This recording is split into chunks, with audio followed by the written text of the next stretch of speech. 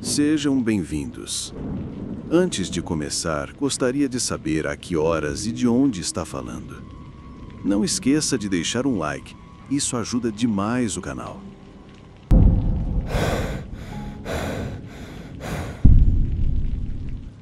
No ano passado, meus amigos e eu fomos rastrear e acampar nas montanhas dos Cárpatos, um lugar que parecia tirado de uma lenda antiga. Picos imponentes surgiam à distância, florestas densas engoliam a luz e o ar carregava aquela sensação de uma terra intocada. Era lindo, mas daquele jeito assustador e perturbador que faz você se sentir como se estivesse sendo observado. Montamos acampamento perto de uma fonte de água, um local aparentemente perfeito, exceto por uma coisa. O chão estava absolutamente coberto de fezes de vaca. Estava em todo lugar, mas nos Cárpatos isso não era incomum. Os moradores locais mandam seu gado para pastar no verão, então não pensamos muito nisso. Cozinhamos, conversamos e finalmente caímos em um sono inquieto sobre o céu frio e estrelado. Então, a manhã chegou. Acordei com um som distante de cascos pesados batendo contra a terra. No início era rítmico, quase calmante, mas depois veio o som baixo e gutural, um som profundo e quase visceral que enviou um arrepio estranho pela minha espinha. No momento em que abri o zíper da minha barraca, eu os vi. Um enorme rebanho de vacas havia cercado nosso acampamento. Seus olhos escuros e vazios estavam fixos em nós. E entre eles estava ele, um touro branco monstruoso, com músculos enrolados e ondulando sobre sua pele como algo esculpido em pedra. Sua respiração saía em rajadas agudas e ofegantes, suas narinas dilatadas enquanto ele nos encarava sem piscar. No início, ele não fez nada, apenas observou. Mas havia algo errado na maneira como ele ficou muito parado, muito focado. Tentamos nos mover com cuidado, não querendo assustá-lo, mas estava claro que ele não nos queria ali. Suas orelhas estavam presas para trás. Ele pisou no chão 1 e 2 vezes. E sem aviso, ele atacou. Ele bateu em um dos tis, achatando-o instantaneamente. Postes de metal quebraram como galhos. E a pessoa dentro mal conseguiu rolar para fora a tempo, lutando para se afastar enquanto o touro girava e batia novamente, arrastando o resto vários metros antes de jogá-lo como se não tivesse peso. Gritamos, acenamos com os braços, tentamos assustá-lo, mas ele não recuou. Ele andou de um lado para o outro, bufando, com os olhos fixos em nós. Algo parecia errado. Não era uma agressão aleatória, era uma intenção, um desafio. E então, o jogo de espera começou. Por 4 horas agonizantes, estávamos presos. Mal nos movíamos enquanto aquela besta se mantinha firme. Se dessemos um passo na direção errada, sua cabeça baixava e os músculos se enrolavam como uma mola, prontos para lançar outro ataque. Não poderíamos lutar contra ele, não poderíamos fugir e, com certeza, não seríamos capazes de assustá-lo. Finalmente, conforme o sol subia, o rebanho começou a se afastar e, com eles, o touro. Mas mesmo quando ele saiu, continuou olhando para trás, lenta e deliberadamente, como se nos desafiasse a segui-lo. Fizemos as malas e partimos, sem dizer uma palavra. Naquela noite, amontoados em volta de uma fogueira diferente, a quilômetros de distância, brincamos sobre isso, tentando nos livrar do medo. Mas nenhum de nós dormiu bem, porque, no silêncio das montanhas, quando o vento mudava perfeitamente, juro que ainda consigo ouvir seus cascos à distância. Torne-se membro do canal. e tem acesso antecipado aos vídeos. Não se arrependerá.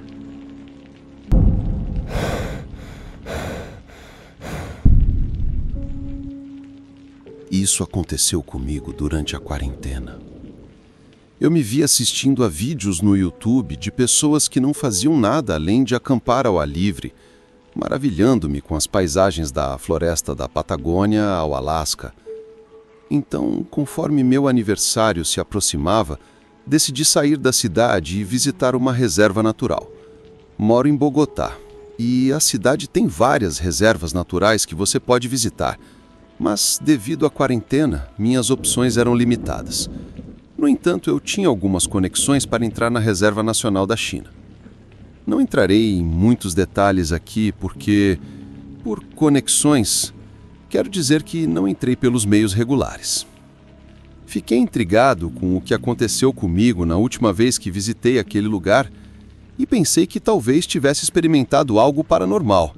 Foi assim que 3 amigos e eu decidimos acampar na reserva para respirar um pouco de ar fresco.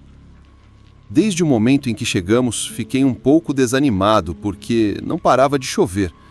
Embora estivéssemos preparados para a chuva, não tínhamos considerado como a neblina misturada com a chuva limitava a nossa visibilidade, tornando quase impossível aproveitar a natureza ao nosso redor. Além disso, depois de caminhar pela trilha pela manhã, guiado apenas pelo caminho, pensei que poderíamos nos perder aqui, e tenho que admitir que a ideia me perturbou um pouco. Mas por volta das 13 horas, o céu clareou e a Lagoa Tinás apareceu diante de nossos olhos, cercada por suas paisagens incríveis. Qualquer um que já esteve lá sabe que é um lugar lindo, porém misterioso, com manchas de neblina se movendo pela terra como se tivessem vida própria. Você pode ver raios de sol rompendo as nuvens e uma grande variedade de plantas nativas. Era exatamente o presente de aniversário que eu queria. Foi aqui que as coisas começaram a ficar estranhas.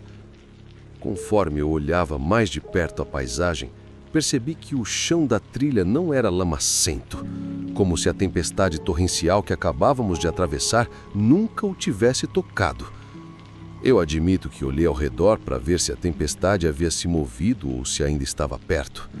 Para minha surpresa, parecia que as nuvens de chuva estavam cercando a lagoa. Apontei isso para uma amiga próxima e ela me disse que o fenômeno era mais comum do que se poderia pensar, dizendo que aconteceu perto do aeroporto de Elor e é por isso que foi construído nesse local. Eu nunca tinha ouvido isso antes, mas era o suficiente para mim. Contanto que sapos e cobras não caíssem do céu, eu estava lá para me divertir. Então, passamos a tarde comendo e conversando sobre a pandemia, os desafios da quarentena, trabalhando em casa, a família, tudo mesmo. Mas eu estava esperando o momento em que alguém me perguntasse sobre a mulher sem rosto que eu tinha visto no Badore da última vez. Com certeza foi um dos meus amigos, com a teoria do aeroporto, que tocou no assunto. Meu amigo disse: "Este lugar é lindo, mas eu não consigo imaginar como uma mulher pode estar aqui, só de vestido. Está um frio de rachar." Eu respondi: "Sei o que vi. Você pode acreditar em mim ou não, mas honestamente, estamos nos divertindo e não quero falar sobre isso." Por alguns minutos eles me provocaram, dizendo que era só uma boneca inflável que alguém esqueceu ou que eu estava com overdose de maconha. No final nós rimos e eu sugeri que cortássemos o bolo, já que estava ficando tarde. Cantamos Parabéns a Você e estava tudo bem até que notamos um eco. Parecia que mais pessoas estavam cantando conosco. Nós gostamos do eco e continuamos cantando, mas então meus joelhos dobraram. Não era um eco afinal, estava zumbindo, como se alguém estivesse tentando se lembrar da melodia, com pequenas pausas aqui e ali. Eu tentei descobrir de onde o som estava vindo, mas não consegui. Parecia que quem estava cantarolando estava bem ao nosso lado, mas não conseguimos vê-los. Quando acordei, disse aos meus amigos que deveríamos ir embora, e naquele momento, um deles apontou para a lagoa e lá estava ela. Uma figura de uma mulher em um vestido preto, parada à beira da água. Eu não senti medo. Era mais como ver um velho conhecido que tinha ido embora há muito tempo. Ou melhor, como se eu fosse aquele que tinha estado ausente e agora estava de volta. Apenas minha amiga e eu podíamos vê-la, mas todos ouviram um zumbido, como se ela estivesse ali conosco, o que deixou as meninas desconfortáveis. Então, rapidamente fizemos as malas e saímos da reserva, voltando para Bogotá. No caminho de volta, meus amigos estavam nervosos com o incidente, mas meu amigo estava completamente pálido e silencioso. Quando deixamos todos, perguntei se ele estava bem, dizendo que não era grande coisa, apenas uma mulher de aparência normal, na minha opinião. Mas então ele continuou dizendo que nenhuma mulher normal tem pés, e aquela coisa não tinha. Eles simplesmente não estavam lá, o que começou a me assustar um pouco. Mas deixamos por isso mesmo e não falamos sobre isso desde então.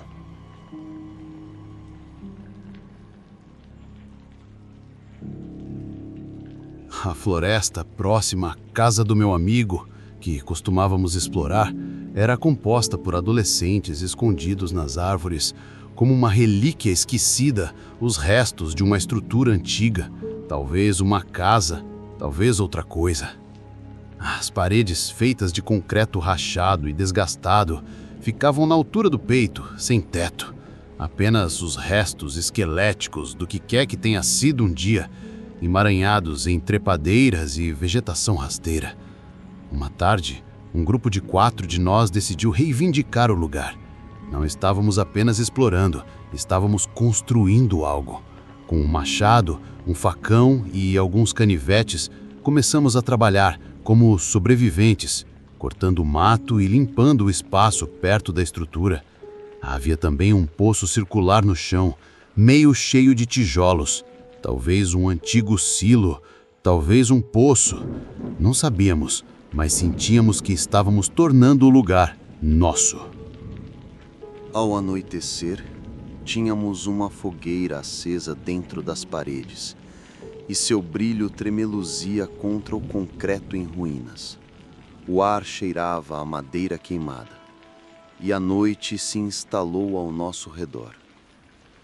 Ficamos sentados, conversando e rindo, nos sentindo como reis de nossa própria pequena ruína. Então, eu tive que ir ao banheiro. Isso não era o ideal, considerando que estávamos no meio da floresta. Mas era uma caminhada rápida de volta para a casa do meu amigo. 10 minutos no máximo. Eu já tinha feito a viagem dezenas de vezes, então não estava muito preocupado. Peguei uma lanterna e acendi, com a luz do fogo brilhando atrás de mim.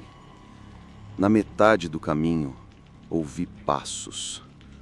Não o farfalhar de um animal, não o estalar distante dos passos de galhos. Parei. O som parou também.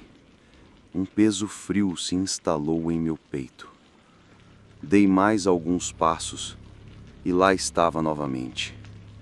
Alguém ou algo estava caminhando. Quando eu andava, o som parava.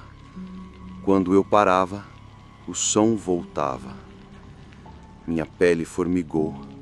Meu pulso martelava em meus ouvidos. Eu me virei, caminhando mais rápido agora, com a lanterna tremendo levemente em minhas mãos. A luz do fogo à distância foi um alívio. E assim que voltei para dentro das paredes, meus amigos olharam para mim. Hesitei, minha garganta seca. Acho que tem alguém lá fora. Eles me encararam, esperando a piada. Mas então, todos nós ouvimos um barulho do lado de fora das paredes. Parecia metal batendo em concreto. Um clandor oco e metálico, como se alguém tivesse derrubado uma garrafa de água vazia. Nós congelamos. Cada cabelo do meu corpo se arrepiou. Ninguém se moveu, ninguém respirou. Então tudo aconteceu imediatamente. Entramos em ação. Jogamos água no fogo, sufocando as chamas o mais rápido que podíamos, e sombras se estenderam ao nosso redor, engolindo a estrutura na escuridão. Sem falar, Nos esprememos pelas seções quebradas da parede, evitando a abertura principal. Pegamos o caminho mais curto e difícil através do Mato Grosso, porque era mais rápido. Galhos arranhavam nossas roupas enquanto empurrávamos, tentando não tropeçar. Podíamos ouvir algo se movendo atrás de nós, galhos estalando sob passos deliberados. E rompemos na estrada, ofegantes com a adrenalina subindo, e então vimos. Uma figura emergiu da floresta atrás de nós. Um homem com um capuz. Ele parou na beira das árvores, apenas parado ali, observando. Não esperávamos, não falamos, apenas continuamos nos movendo, sem olhar para trás. E realmente esperamos nunca mais ver aquele cara.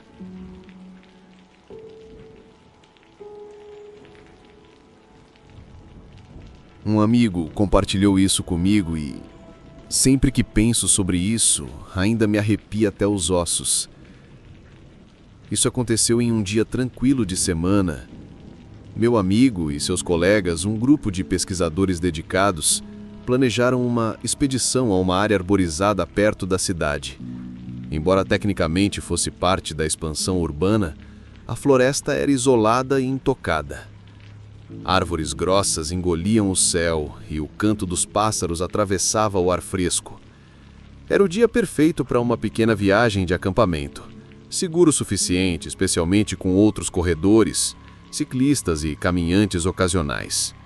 O objetivo deles era simples: coletar amostras, documentar a flora e reunir dados para sua pesquisa.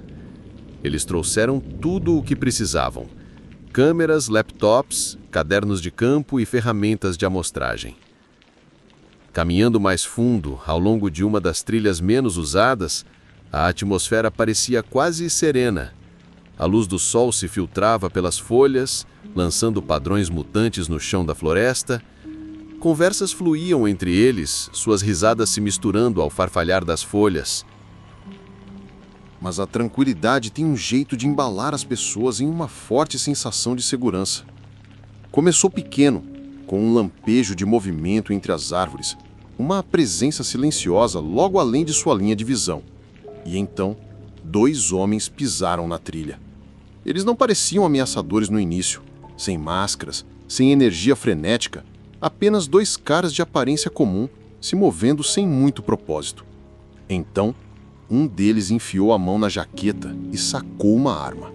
E tudo mudou. Mão sobre a cabeça, o homem rosnou.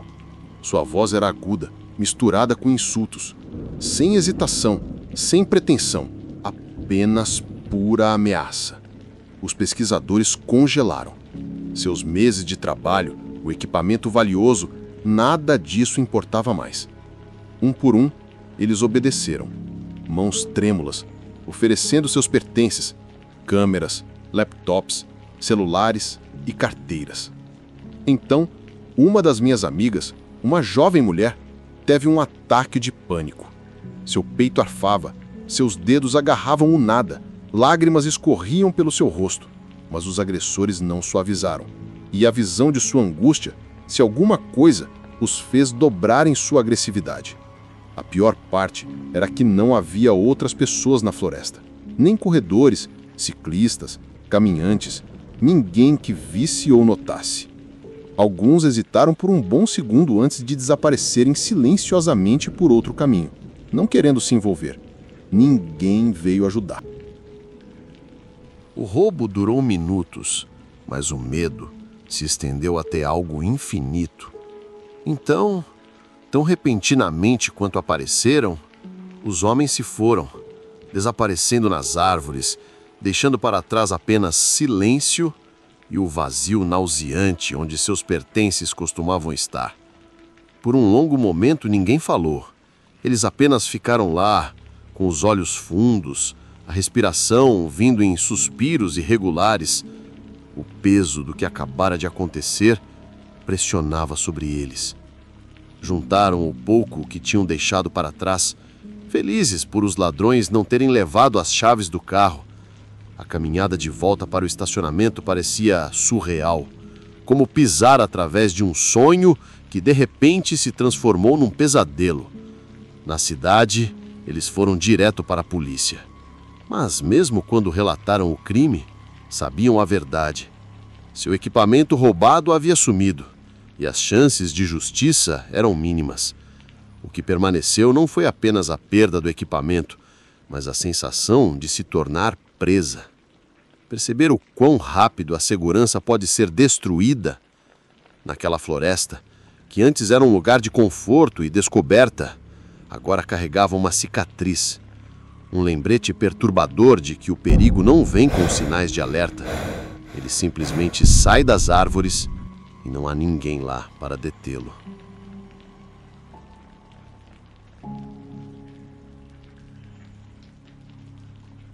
Em 2020, quando o mundo parecia ter parado, minha família e eu estávamos presos em casa, no Texas, procurando por qualquer coisa para quebrar a monotonia. Meus pais sugeriram que acampássemos no quintal durante a noite. Algo diferente, algo divertido. E eu estava nisso. Até o jantar, estávamos completamente comprometidos em dormir ao ar livre. Mas no último minuto, minha irmã desistiu, dizendo que se sentia mal. Meus pais interpretaram isso como um sinal, e assim nossa pequena aventura foi cancelada. Fomos para a cama por volta das 23 horas, todos nós aconchegados e seguros lá dentro, sem saber que a decisão de ficar em casa tinha acabado de salvar nossas vidas. O local onde tínhamos planejado montar nossas barracas era à esquerda de nossa casa, perto de uma parte estranha de nosso quintal que se alinhava perfeitamente com uma seção em T da estrada. Ouvíamos ocasionalmente crianças correndo pela vizinhança à tarde da noite, mas nunca foi mais do que um pequeno incômodo, apenas barulho no escuro. Então, por volta das 12h30, esse barulho se transformou em outra coisa. Um guincho agudo de pneus rasgou o silêncio, seguido pelo som nauseante de metal se dobrando, estalando, e algo pesado colidindo com força brutal. Isso me sacudiu, meu coração martelando enquanto eu estava lá, deitado, lutando para processar o que acabara de ouvir em meus dias de meio sono. Eu ignorei.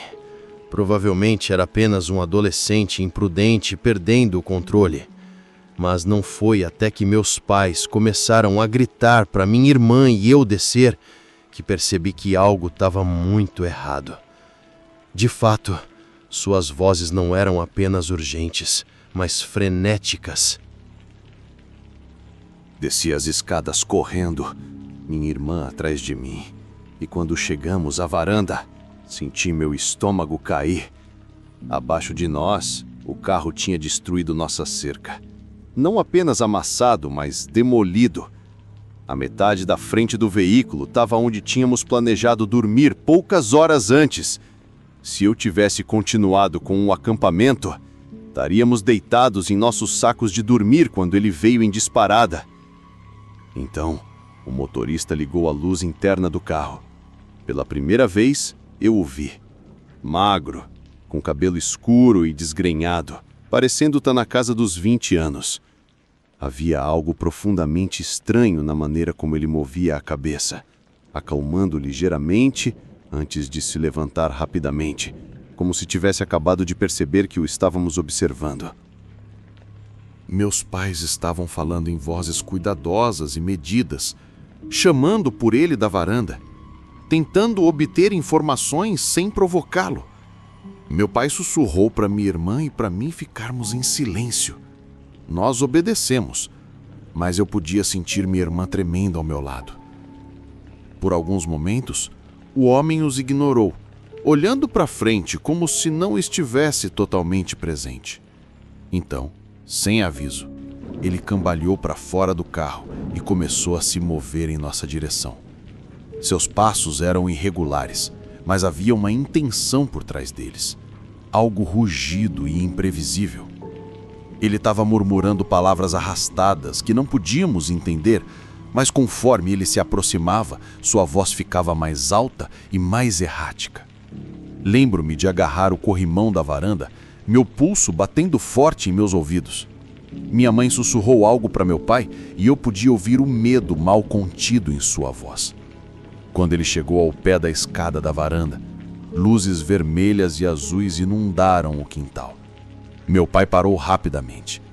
A porta se abriu e 2 policiais saíram, imediatamente avaliando a situação.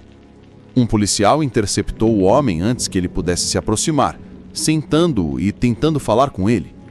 O outro se moveu em direção ao carro destruído, acendendo uma lanterna dentro. Então ele congelou e gritou algo para seu parceiro. Ambos enrijeceram. O homem no carro estava bêbado demais para notar, ou talvez ele simplesmente não se importasse. Ele continuou resmungando bobagens onde estava sentado.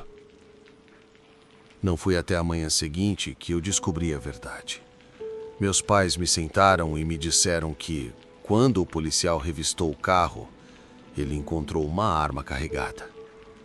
As coisas teriam acontecido de forma diferente se ele nos tivesse visto como uma ameaça. Se ele tivesse ficado ainda mais desequilibrado. Eu não quero pensar sobre isso. Mas a pior parte foi a percepção de que, se minha irmã não tivesse falado nada, se tivéssemos seguido com nossos planos de acampamento, não teríamos previsto nada. Estaríamos deitados lá, enrolados em sacos de dormir, rindo e contando histórias, completamente alheios aos faróis vindo em nossa direção a mais de 90 km por hora, pequenos burritos humanos prontos para serem destruídos por esse motorista bêbado. Não teríamos tempo de nos mover, reagir ou sobreviver.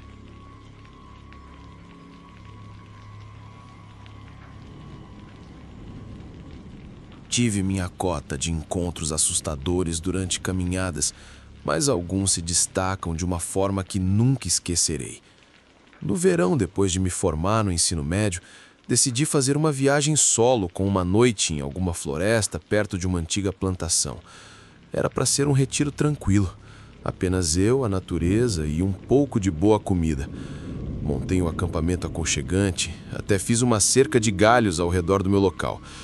Quando estava me preparando para cozinhar um bife no fogo, senti-me completamente à vontade. Foi quando ouvi pela primeira vez um som fraco de folhas esmagando algo grande e firme se movendo pela floresta.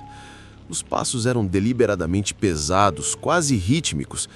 Pisão, pisão, pisão. Fiquei parado, ouvindo atentamente, e então gritei: "Não, B!", na esperança de assustar o que quer que estivesse lá fora. Mas o som não parou. Ele continuou, chegando cada vez mais perto, até que estava tão perto que eu deveria ser capaz de ver o que quer que fosse. Com minha lanterna de cabeça, varri a luz em todas as direções. Meu pulso disparou, mas não havia nada lá. Os passos pararam, mas a sensação opressiva de estar sendo observado persistiu. Foi o suficiente para mim. Peguei minhas chaves e corri para o meu carro, deixando tudo para trás. Enquanto estava sentado lá, recuperando o fôlego, uma nova preocupação me atingiu. Eu tinha deixado o fogo queimando. Não queria arriscar começar um incêndio florestal. Então, depois de reunir um pouco de coragem, voltei. O único caminho de volta para a área arborizada era uma estrada de cascalho semi-coberta de vegetação. Enquanto eu caminhava, o mesmo som retornou, desta vez ecoando nas árvores ao meu redor. Era implacável, crescendo mais perto a cada passo que eu dava. Eu não queria ficar por perto para investigar mais, e no dia seguinte voltei com meu irmão. Felizmente, o fogo havia se apagado sozinho, mas meu bife havia se cozido nas chamas, um triste resto coberto de moscas da minha fuga apressada. Essa não foi a única coisa estranha que experimentei perto da plantação. Outra vez, eu estava correndo perto do crepúsculo, na mesma área. Eu estava tentando voltar para o meu carro antes de escurecer, preocupado que ficaria preso dentro do portão na entrada da zona agrícola. A estrada que saía passava por uma antiga trilha selvagem, um caminho que se dizia ter milhares de anos, que cortava um riacho em um valdo raso. Quando cheguei à curva, de onde a estrada vira à direita em direção ao portão, avistei algo perto da trilha. Era uma figura em forma humana, a cerca de 15 metros na minha frente. completamente imóvel. A figura tinha cabelo comprido e parecia estar usando uma túnica pesada, como uma vestimenta que cobria sua forma. A princípio, eu não percebi. Parecia apenas uma sombra se misturando às árvores. Mas conforme eu corria para mais perto, apertei os olhos tentando entender o que estava vendo. A figura não se moveu. Não me reconheceu de forma alguma. Simplesmente ficou ali, enervantemente imóvel, como se estivesse observando a antiga trilha. Acenei timidamente, tentando ver se era apenas uma pessoa, mas não houve resposta. O ar parecia pesado, como se o silêncio tivesse me pressionando. Não esperei para descobrir mais. Em vez disso, saí da estrada, entrei em um campo e corri o resto do caminho até meu carro. Poderia ter sido um esquisito aleatório, talvez, mas havia algo sobre a figura. A quietude, a maneira como parecia se misturar à escuridão, parecia estranha e não natural. Essas experiências me lembraram de uma história que ouvi uma vez, de um velho que costumava trabalhar na plantação na década de 1930. Ele já faleceu, mas jurou de pés juntos que ele e algumas outras crianças uma vez viram um soldado confederado cavalgando. A parte assustadora: o cavaleiro estava perdido, sem nada, abaixo da parte superior do tronco. Há algo inegavelmente estranho sobre essas florestas. Não tenho certeza do que é, mas não gosto mais de ir lá com frequência.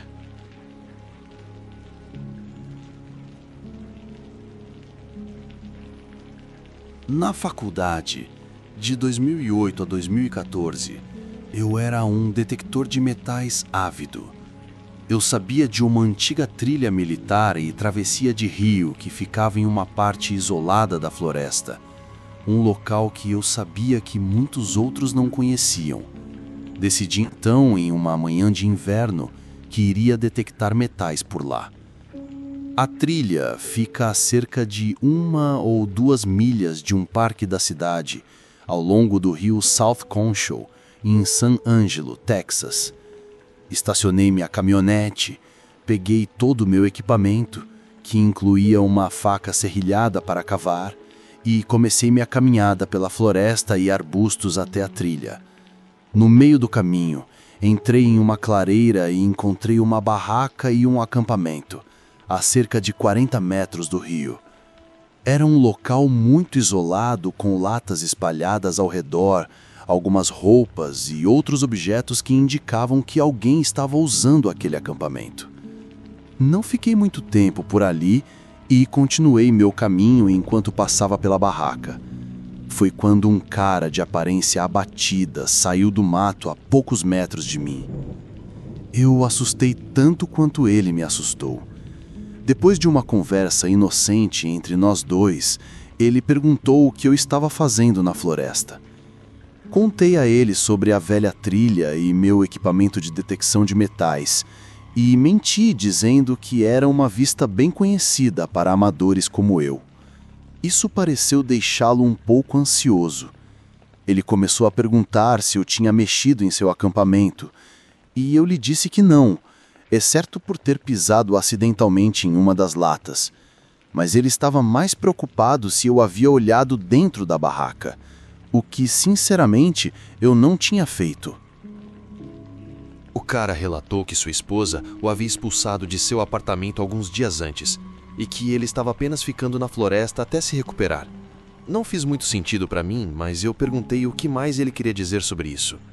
Finalmente, eu disse que iria embora, mas com uma expressão estranha no rosto, ele sugeriu que eu não fosse atrás de seu acampamento porque ele havia usado o banheiro lá atrás. Ele mencionou que se havia fertilizante fresco por lá, eu não deveria ficar muito mais tempo. Eu decidi continuar minha caminhada em direção à trilha, mas nunca me senti muito confortável. Então rapidamente me virei em direção ao rio e voltei para minha caminhonete de forma apressada. Nunca mais vi o cara até cerca de 2 anos depois, quando sua foto apareceu no noticiário local. Ele havia sido preso pelas autoridades por ter tirado a vida de sua esposa. Ele acabou com a vida dela e depois a enterrou exatamente na área da floresta onde o encontrei naquele dia. Aparentemente, embora eu não consiga me lembrar se foi no dia do crime ou não, ele tinha acabado de terminar o enterro prematuro depois de me encontrar.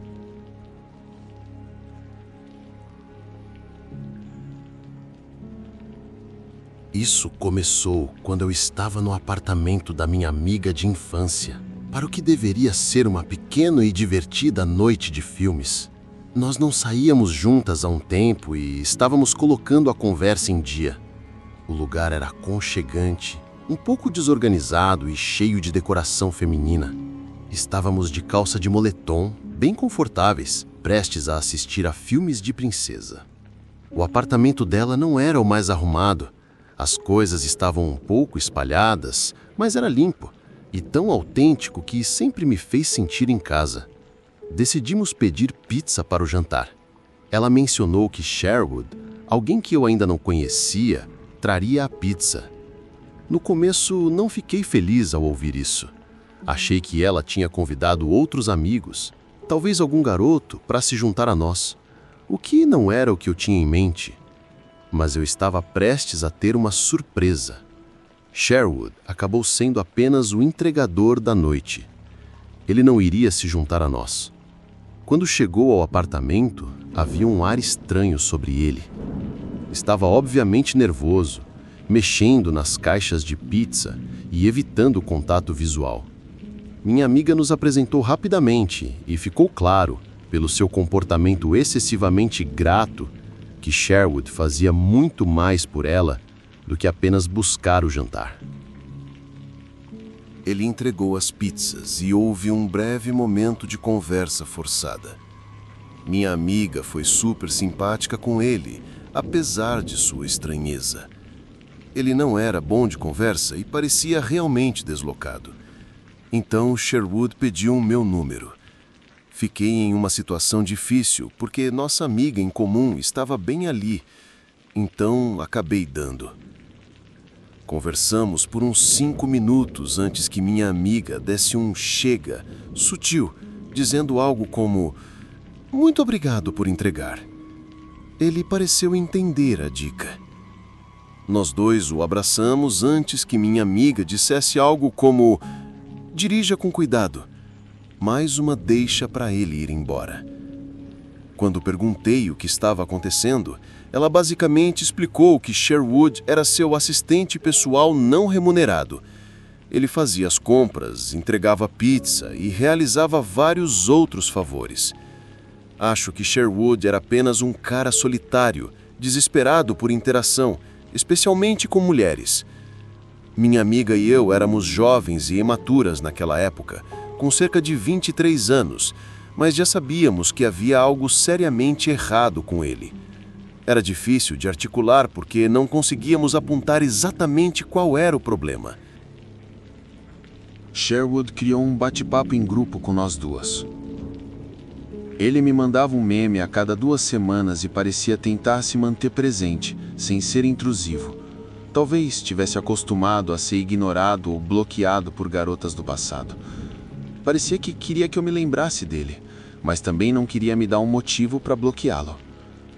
Ele começou a se oferecer para ajudar com tarefas. Na primeira vez, agradeci e recusei. Mas ele continuou perguntando todo fim de semana.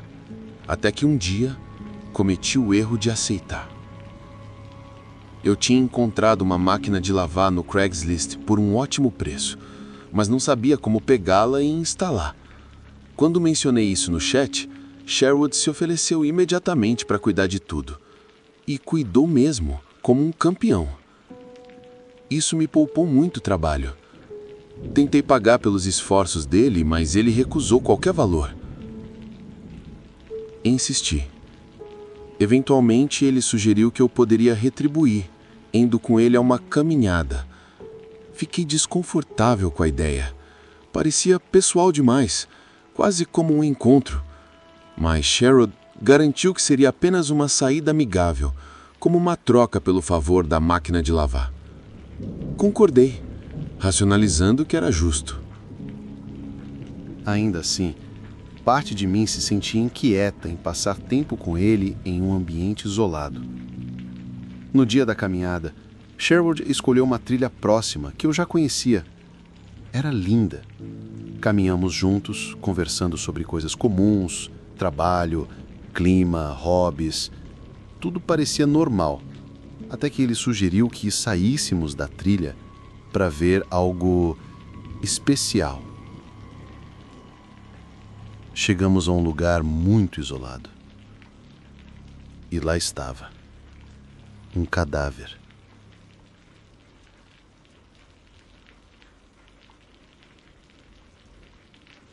Meu coração disparou violentamente. Sherwood, por outro lado, estava incrivelmente calmo e indiferente. A casualidade em seu comportamento me deixou ainda mais perturbada. Era como se ele não estivesse apenas me mostrando um corpo, mas também revelando um lado sombrio de si mesmo.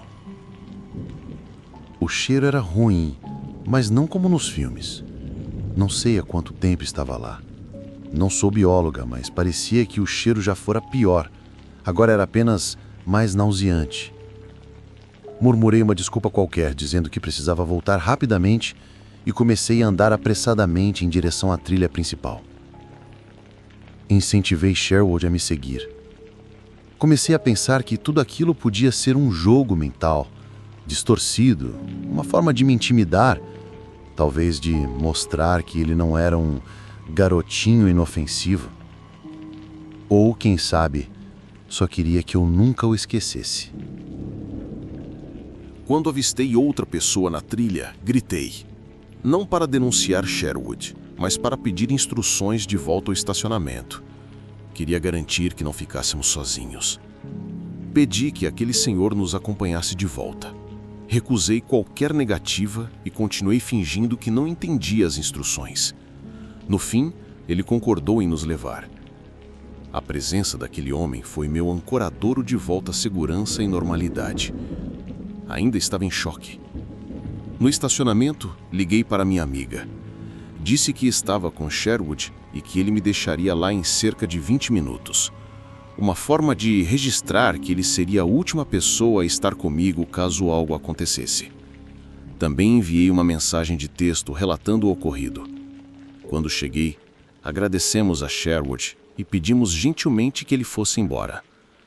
Minha amiga já tinha lido a mensagem, mas quando descrevi os detalhes, os insetos, o rosto em decomposição, ainda reconhecível, a reação dela foi puro horror, não apenas pelo cadáver, mas pela frieza com que Sherwood tratou tudo. Ela confessou que sempre sentiu que havia algo estranho nele, embora nunca imaginasse algo tão perturbador. Concordamos em retirá-lo de nossas vidas. Ela admitiu que se sentia presa, pois havia se tornado muito dependente dele. Então fizemos um plano. Cortaríamos o contato aos poucos. Só interagiríamos na presença de outras pessoas, responderíamos cada vez menos e nunca mais pediríamos ajuda. Sherwood continuou mandando mensagens, oferecendo ajuda. Minha amiga passou a responder coisas como: "Estou tentando ser mais independente, mas você tem sido uma grande ajuda." Quando ela começou a namorar alguém, apresentou Sherwood ao novo namorado, e ele nunca mais a procurou. Na mesma noite do incidente, liguei para a polícia. Demorou meses até que soubéssemos de algo. Cerca de 4 meses depois, uma reportagem confirmou a descoberta de um corpo na trilha onde Sherwood me levou. Fizeram uma prisão. Não foi Sherwood, mas um dos homens que ele seguia no Instagram. Não sei se ele tinha alguma conexão com o assassinato. Refletindo sobre tudo, acho que há uma lição muito clara aqui. Confie nos seus instintos.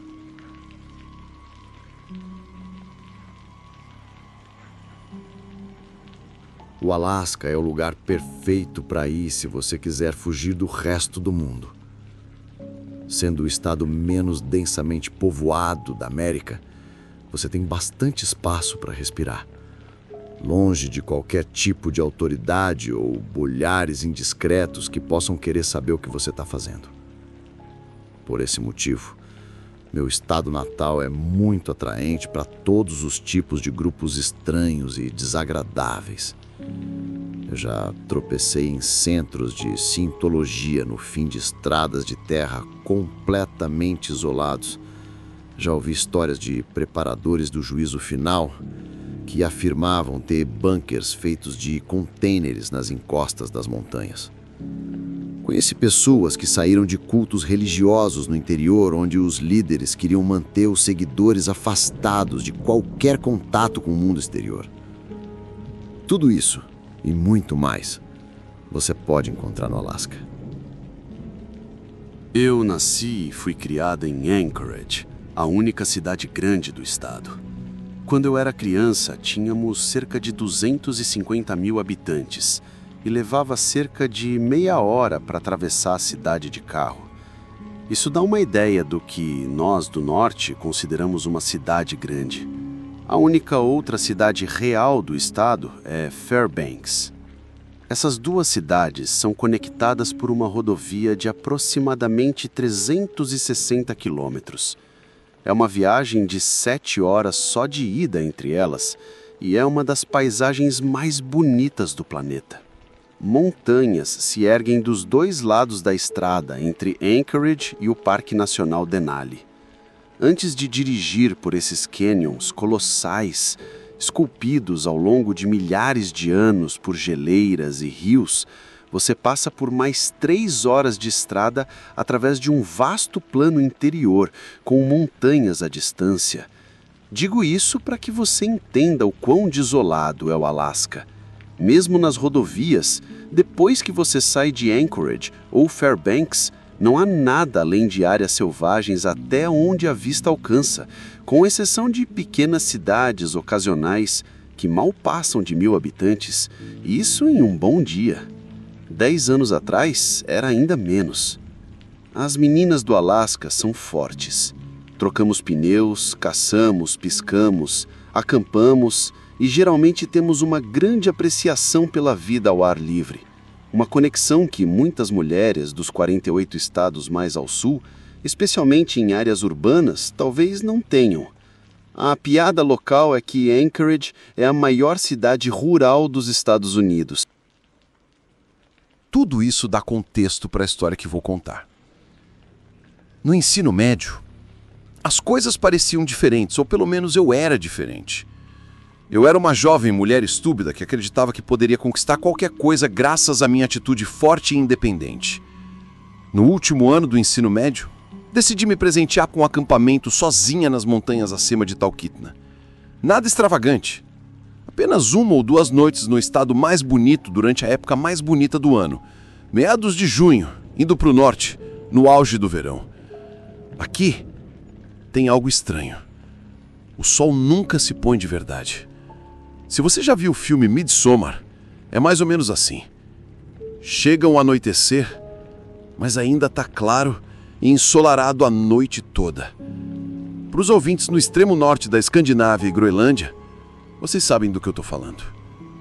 A falsa sensação de segurança que a luz do sol da meia-noite me deu quase me matou. Ou pior, meu segundo erro foi não contar a ninguém para onde eu estava indo. Apenas arrumei minhas coisas, parei no Subway para almoçar e segui viagem. A estrada até lá levou cerca de 2 horas e meia e a maior parte da tarde foi preenchida com os melhores sucessos da rádio Q97.3. Depois de passar pelo Vale Matsu, entramos novamente nas montanhas. Abetos altos e árvores perenes margeavam a estrada dos 2 lados, com alguns espaços abertos onde havia ocorrido extração de madeira. Tudo isso dava a sensação de que, mesmo estando no meio do nada, a gente ainda estava conectado à civilização de alguma forma. E foi aí que cometi meu maior erro. Não acampei em um parque estadual. Eu era só uma estudante do ensino médio com um trabalho de meio período e não queria pagar os $15 da taxa de acampamento. Também tinha medo de arriscar uma multa.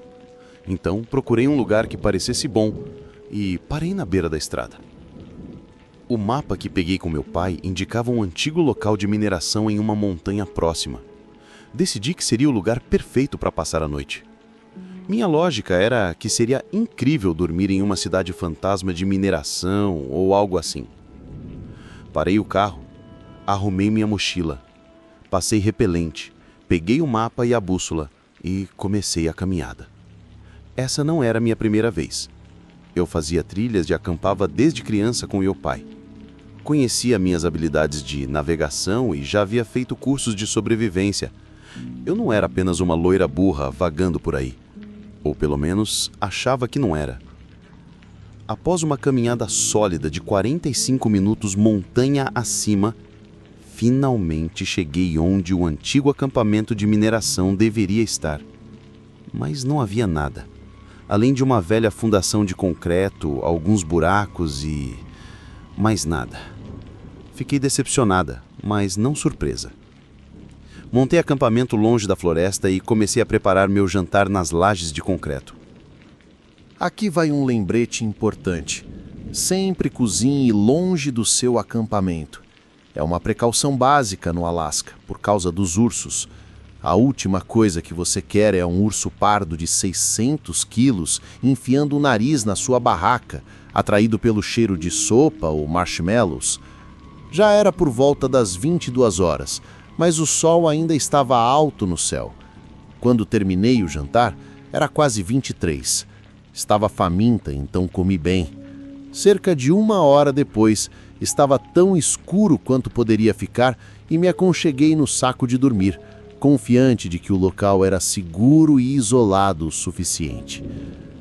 Acordei com barulhos distantes, passos lentos quebrando galhos no mato.